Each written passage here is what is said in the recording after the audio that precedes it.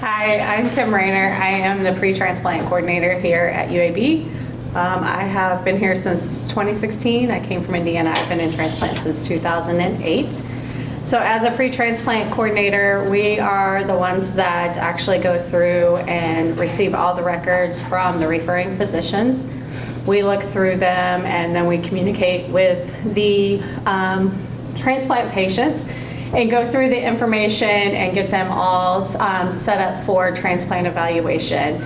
Once they are in the doors and we start the evaluation process, we are their go-to person until they are transplanted. So we are their liaison between them and the team. From our side, we do all of their transplant educations. Here at UAB, we have the coordinators are kind of split up. For our pre-side, we have a waitlist satellite coordinator, which is my opportunity that I get to run. So I basically manage everybody that is listed for a liver transplant here at UAB on the liver side. The best part, the best part of my job is, as the coordinators, we get to make the phone calls to the transplant recipients and calling them in to tell them that they have got a liver. And then we get to coordinate with the rest of the team and helping to get them in and set up for transplant.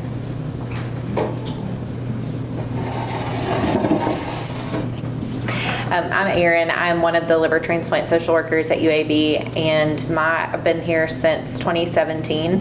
I started in pediatric oncology, then went to geriatrics, and then landed in transplant, and I love it. I had the opportunity to evaluate about 50% of our outpatient liver transplant evaluation patients. So there's another, I have a counterpart, and she does the other 50% roughly. And so during that assessment, it is, who are you? Why are you here? Do you know why you're here? Do you know what is going on with you that's led to needing this liver transplant? Do you have insurance, people to support you? Do you have a place to stay? You know, what is your normal life like? How is transplant going to impact that in the immediate transplant and post-op recovery, but also lifelong? And then after the transplant, when things inevitably get shaken up, you have to go back to work, your insurance changes, the pharmaceutical companies charge arm and legs for your transplant medications. That is when I come in and try and help fix it. I also do screening evaluations for patients who are being transferred in from outside facilities under one of our protocols. So I'm on call for that pretty frequently.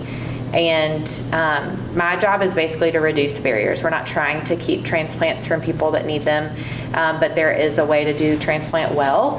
And so, you know, part of the assessment is, can you read? Nope. Can somebody else in your family? Cool. No, we'll color code your medications. Can we get you into clinic? Is there a way, you know, if you're having transportation issues, how can we reduce those barriers? If you are struggling to get your disability done, can we lead you in the right direction? Can we educate you on your disability to get you back in the workforce once you're able to? What barriers to transplant can we reduce for you, or barriers to recovery can we reduce for you to make you successful? So that's basically my job in a nutshell. So I'm Robert Cannon. I'm one of the liver transplant surgeons here at UAB. I've been here since 2019, so my job really is to work hard for about 5 hours or so during the transplant. You know, people like Kim and Erin sort of take care of everyone and get them to me, to the transplant. And, you know, it's an incredible, you know, gift and opportunity to get to serve patients with liver disease and just sort of see the change in people who kind of go from varying degrees of sickness, you know, on the most extreme end, someone in intensive care who's probably unrecognizable to their loved ones, goes through this big, long surgery and gets their life back, their families get their loved one back, or someone has a liver cancer that's normally incurable and it's cured with a transplant.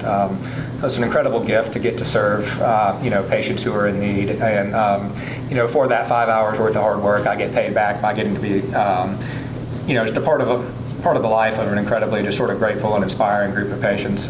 You know, it's an honor to get to be a part of their life afterwards. And so it's just a real privilege to be here today as well.